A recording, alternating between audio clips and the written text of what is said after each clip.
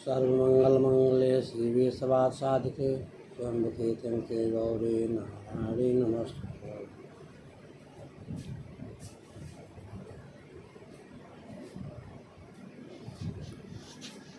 मैं चंद्रभूषण तिवारी, मुठुत्था लाल संस्कृत महाविद्यालय मझौलिया, पश्चिम चंपारण। आज के ऑनलाइन क्लास के माध्यम से मैं उपशास्त्री द्वितीय खंड के छात्रों को किरातार्जुनीयम के कुछ श्लोकों का भाव एवं अर्थ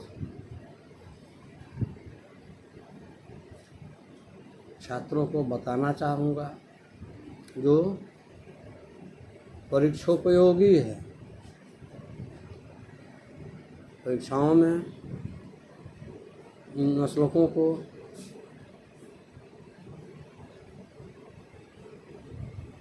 अनुवाद एवं व्याख्या के लिए बारंबार पूछा जाता है। इसलिए आज मैं कुछ श्लोकों को छात्रों को बता रहा हूँ।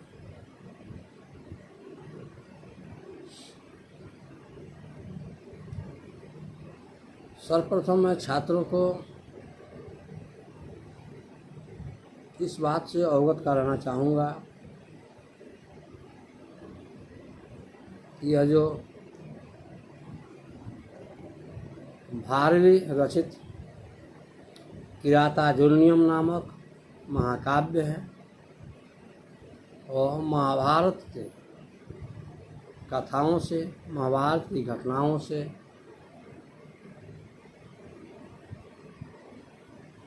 ली गई है। इस किरातार्जुनीयम का जो भारवी का एकमात्र महाकाव्य है, दो प्रमुख प्रयोजन है। सर्वप्रथम यह अर्जुन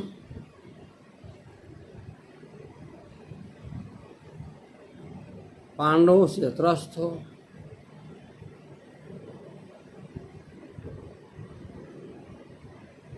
वन में निवास कर रहे लोग,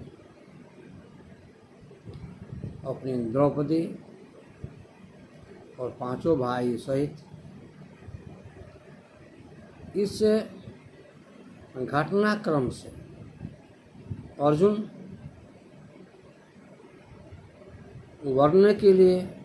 निपटने के लिए व्यास की प्रेरणा से इंद्रकील पर्वत पर भगवान शिव की तपस्या करते हैं और उस तपस्या पश्चात अर्जुन को दिव्यास्त्रों की प्राप्ति होती है। यह दिव्यास्त्रों की प्राप्ति इस किरातार्जुनीयम का मुख्य प्रयोजन है।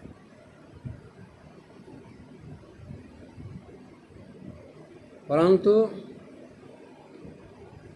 मैकडोनल, कीथ आदि विद्वानों ने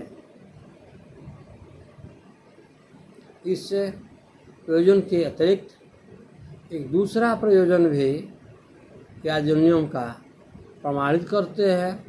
वो है भारवी काल में सोए हुए क्षत्रियों को जागृत करना, अर्थात उस समय क्षत्रिय राजागण भोग विलास में डूबे रहते थे, जिससे राज्य कार्य पूर्ण रूप से संपादित नहीं होता था।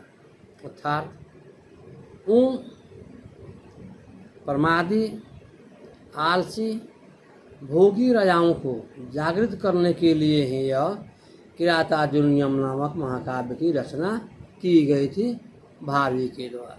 अर्थात इस किरातार्जुनीयम का दो प्रमुख प्रयोजन कहा जा सकता है।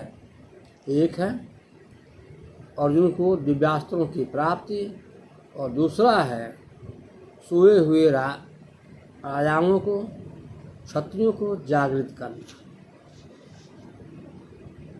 क्रियाजुनियम की प्रयोजन है।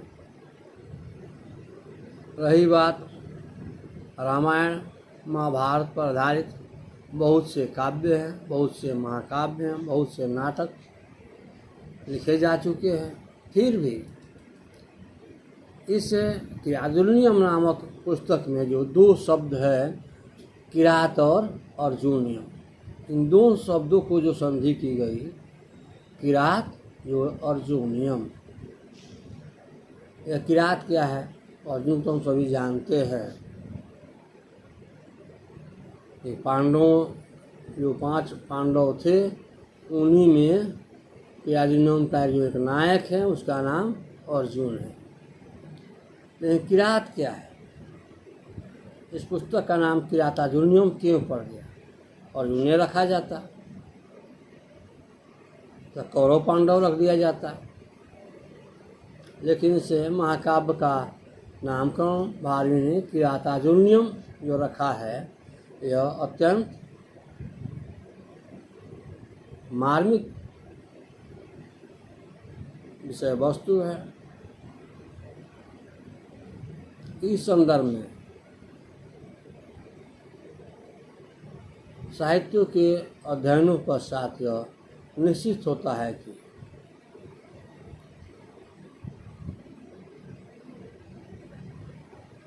अर्जुन जो अपने दिव्यास्त्रों की प्राप्ति के लिए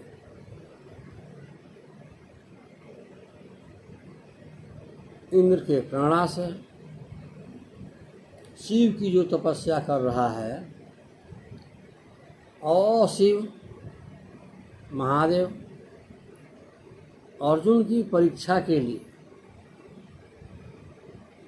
उस पर्वत पर एक मायावी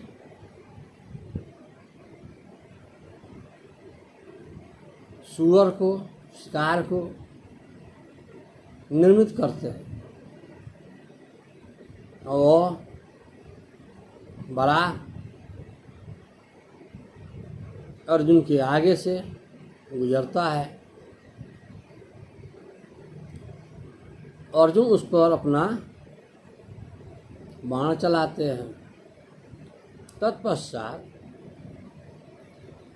किरात रूपधारी आशुतोष भगवान शिव ने भी उस मायावी शुकर पर अपना बाण चलाते हैं। दोनों योद्धाओं के बाण आपस में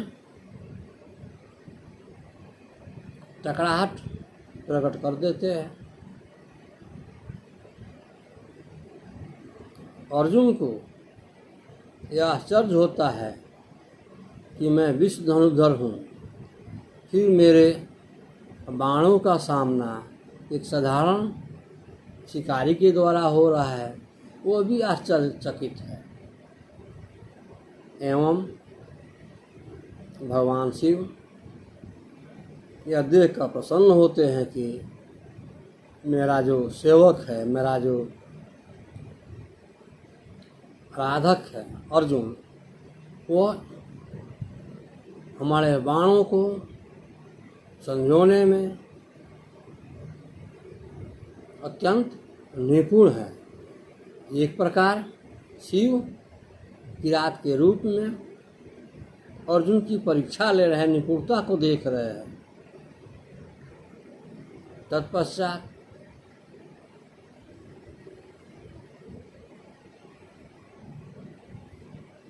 जब दोनों के बाणों से समाधान नहीं हो पाता है, तो वे मल्ल युद्ध के लिए उतारू हो जाते हैं, द्वंद्व युद्ध के लिए उतारू हो जाते हैं। उस समय अर्जुन यह देखता है कि मैं पूजा के समय जो अपनी पुष्पमाला शिव को अर्पित किया था, वही माला यह महादेव शिव के गले में है। उसे ज्ञान की अनुभूति होती है। वह भगवान शिव के पैरों पर पड़ जाता है। शिव उसे दिव्यास्त्र प्राप्ति का वरदान देते हैं, उसे दिव्य वस्त्रों की प्राप्ति होती है। यही जो मुख्य बात है किरात और अर्जुन, किरातार्जुन। यहाँ किरात का अर्थ भगवान शिव के शिकारी रूपों से लिया गया है। अर्जुन की परीक्षा के लिए जो एक शिकारी का रूप धारण किए है शिव, वहीं शिव किरात है और उधर अर्जुन है। इसलिए इसे किरात का अभिप्राय भगवान शिव से, भगवान शिव ही किरात के रूप में प्रकट है, इसलिए इस महाकाव्य का नामकरण किरातार्जुनीयम रखा गया है। किरात जुड़ अर्जुनियम, किरातार्जुनीयम। फिर किरातार्जुनीयम के विषय वस्तु क्या है, उसकी घटनाक्रम कैसे है। किरातार्जुनीयम के लेखक जो हैं महाकवि भारवी, भारवी का जीवन वृत्त, उनका जन्म स्थान और भारवी की जो विशेषताएं हैं, भारवी अर्थ गौरव, इस सब बिंदुओं पर पूर्व में हम लोग चर्चा कर चुके हैं। जैसे कि यावत वा भारवे भाति तावत माघस्य नोदय, नारिकेल फल सौमितम, अर्थात यह भारवी का जो महाकाव्य है नारियल के फल के समान है, जो बाहर से कठोर लगता है और अंदर में कोमल है। इस प्रकार विद्वानों ने महाकवि भारवी के काव्यों को नारिकेल फल की संज्ञा दी है। भारवी के काव्यों में बहुत सारी सूक्तियाँ हैं। हितम मनोहारि च दुर्लभम वच, हितकारक वचन मनोहर और दुर्लभ होते हैं। सहसा विद्युत न क्रिया, किसी काम को एकाएक नहीं करना चाहिए।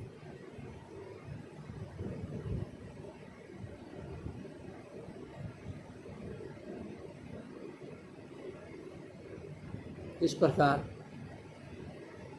भारवी के महाकाव्यों में सूक्तियों का जाल देखने को मिलता है, जिसकी चर्चा भारवी की सूक्तियों पर फिर कभी हम लोग चर्चा करेंगे। आज का जो मुख्य विषय शीर्षक रखा गया वो है भारवी रचित किरातार्जुनीयम महाकाव्य के कतिपय श्लोकानि, कतिपय श्लोक। इस संदर्भ में हम देखते हैं कि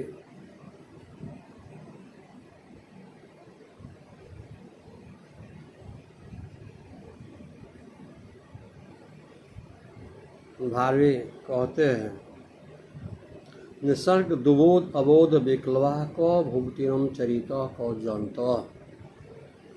तवानुभावो अयम वेदि यन्मया निगूढ़ तत्व नैवर्त विदिशाम। अर्थात निसर्ग दुबोध अबोध विक्लवा, वन में निवास करने के क्रम में युधिष्ठिर ने जिस वनेचर को, जिस ब्रह्मचारी को, अर्थात वने विचरंती वनेचर, वन में भ्रमण करने वाले वनेचर जो है, उसको अपना दूत नियुक्त कर दुर्योधन की राज व्यवस्था, राजनीति जानने के लिए, राज की कुशलता जानने के लिए वन से, दैत्यवन से हस्तिनापुर दुर्योधन के राज्य में भेजा है। वो वनेचर वहाँ के वृत्तांतों को जानकर पुनः द्वैतवन में वापस आया है और महाराज युधिष्ठिर से दुर्योधन की शासन व्यवस्था के संबंध में अपनी व्याख्या प्रस्तुत कर रहा है। वह कह रहा है, निसर्ग दुर्बोध अबोध विकलवा को भुक्तिनम चरितो को जंतो। अर्थात राजाओं का जो चरित्र होता है वह अत्यंत ही निगूढ़ तत्वम नैवर्तम नीतियों से युक्त और गोपनीय रहस्य होता है। अर्थात राजाओं का जो गोपनीय चरित्र होता है उसे मैं कैसे समझ सकता हूँ, उसे मैं कैसे जान सकता हूँ। उसे तो कोई राजा या कोई कुशल अमात्य आदि राजंज्ञा को भली भांति जान सकता है। और मैं तो अबोध विकलवा, मैं एक अबोध नवबोध अबोध, अर्थात मैं ऐसा छोटा प्राणी हूँ जिसे ज्ञान भी नहीं है। बोध का अर्थ ज्ञान, अबोध ज्ञान रहित, अर्थात मेरे जैसे तुच्छ प्राणी को ज्ञान कहाँ से हुआ कि राजाओं के गोपनीय तत्वों को जान सकूं। निसर्ग दुबोध अबोध विकलवा को भुक्तिनम चरितो को जंतो। कहाँ राजाओं का चरित्र और कहाँ मैं एक छोटा सा जंतु जानवर। तवानुभावो अयम वेदी अहम जो जनामि तवानुभावो, अर्थात मैंने जो कुछ भी जाना वो आप ही की कृपा के, आप ही के आशीर्वचनों से मैंने कुछ राज व्यवस्था को जान लिया।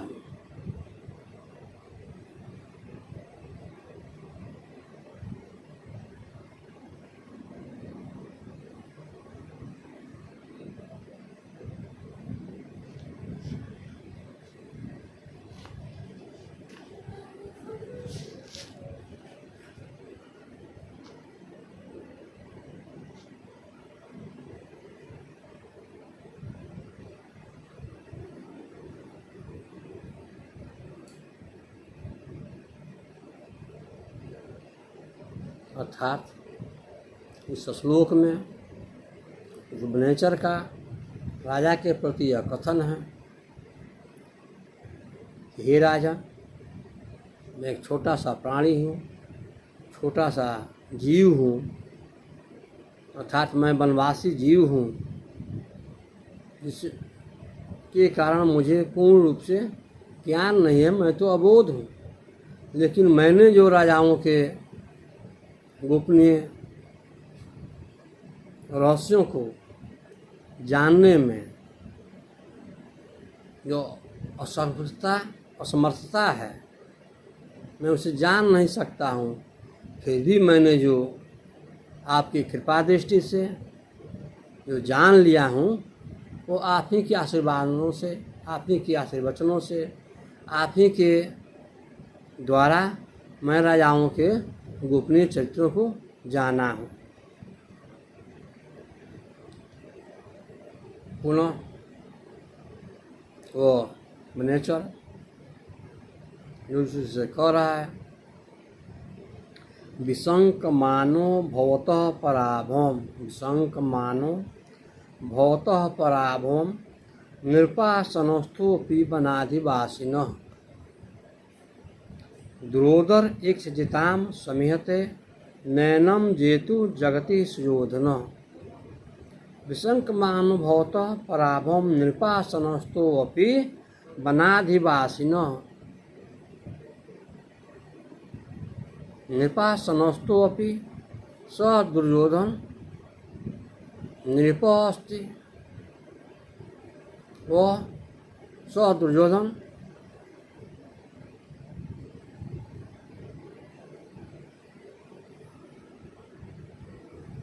नृपस्य आसनम प्राप्तुम तथापि वनाधिवासिनो स्व संकोचम करोति।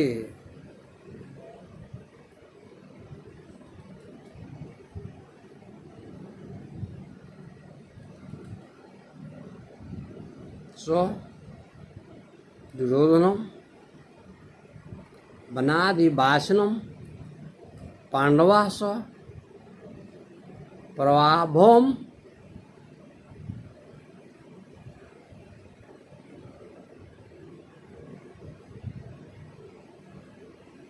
विचार्यतुम स सशंकितम भवति। अर्थात वह दुर्योधन जो राजगद्दी पर राज सिंहासन पर बैठा है, फिर भी आप वनवासियों के द्वारा वह सशंकित रहता है।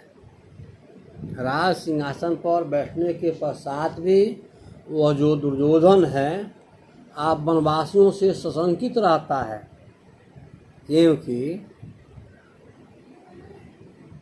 द्रोदर एक सचिताम, द्रोदर अर्थात जुआ व्यसन, इस जुआ में जीती हुई छल के द्वारा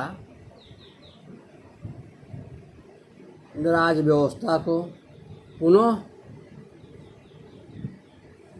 नयनम जेतु सुयोधन स सुयोधन नयनम जेतुम स्पृशते। अर्थात वह सुयोधन जो है वो जुए में जीती गई, इससे राज्य को नीतियों के द्वारा पुनः जीतना चाहता है। अर्थात इस श्लोक में वो वनेचर प्राणी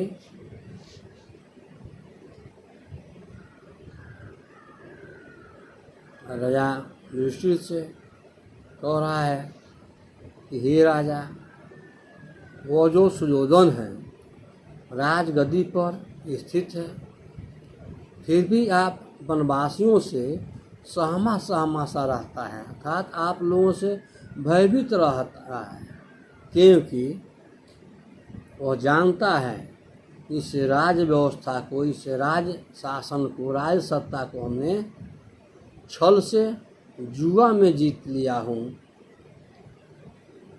अतएव इस छल युक्त जीते हुए राज्य को क्यों न नीतियों के द्वारा अर्थात युद्ध आदि के द्वारा मैं प्राप्त कर लूँ, जिससे इस पर मेरा अस्थायी अधिपत्य बना रहे।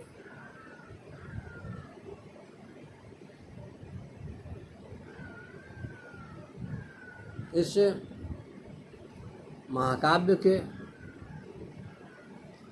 श्लोकों को अध्ययन करने के पश्चात हम इस निष्कर्ष पर पहुँचते हैं कि यह भारवी प्रणीत महाकाव्य राजनीति प्रेरित महाकाव्य है। पुनः वनेचर ने अगले श्लोक में जो कहा है,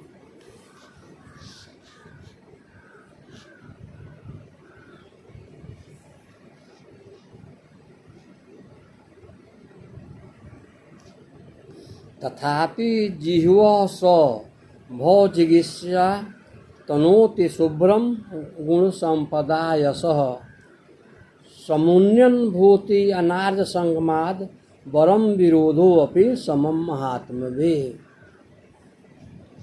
इस श्लोक में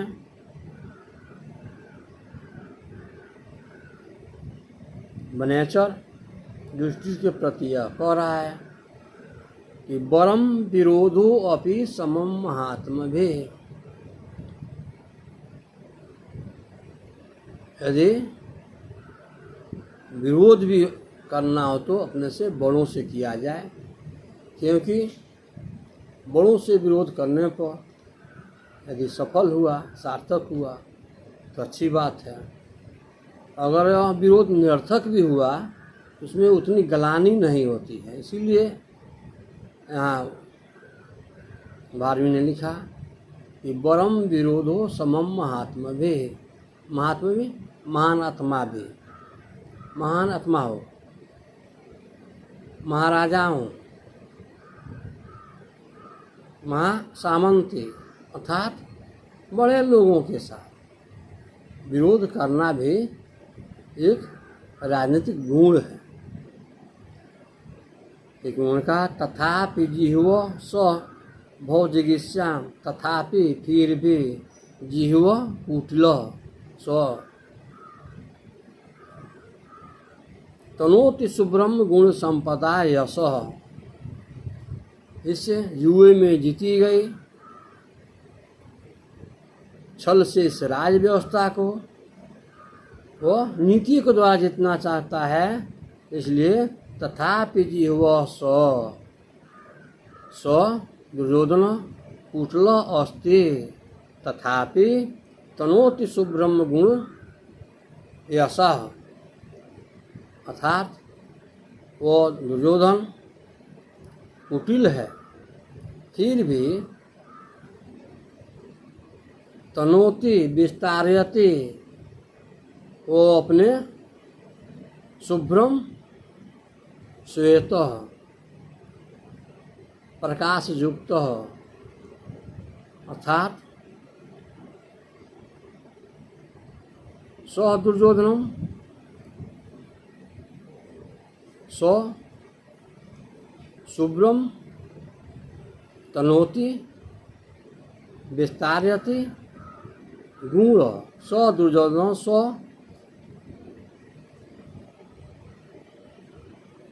गुण को, अपने गुणों को दुर्योधन शुभ्र स्वच्छ रूप से राज्यों के अंतर्गत, अपने प्रजाओं के अंतर्गत अपने जशों को, अपने प्रभावों को स्वच्छ रूप से प्रदर्शित कर रहा है, फैला रहा है, विस्तार कर रहा है, दिखा रहा है। अर्थात इस श्लोक में भारवी ने यह लिखा कि वो दुर्योधन कुटिल है, कुटिलतावश, कुटिलता के कारण छल से आप लोगों के राज सत्ता को ग्रहण कर लिया है, छीन लिया है। फिर भी कुटिल होते हुए भी वो दुर्योधन अपने नीतियों को, अपने स्वच्छ जशों को लोगों तक पहुंचा रहा है, ताकि इसे छल से जीती हुई राज्य को मैं पुनः नीतियों से जीत सकूं।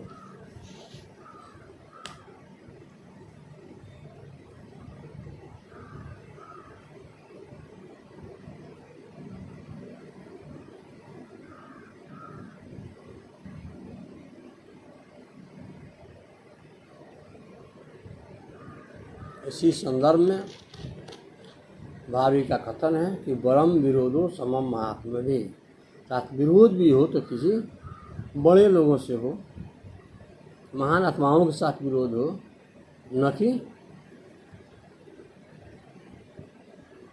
खाली वालों से, रिक्त वालों लोगों से विरोध करने से क्या लाभ। इस प्रकार हम देखते हैं कि महाकवि भारवी का महाकाव्य किरातजूनियम राजनीति से प्रेरित महाकाव्य है। इसके प्रत्येक सर्गों के प्रत्येक श्लोकों में राजनीतिक विषयों को बड़ी बाखूबी से भारवी ने व्याख्या की है।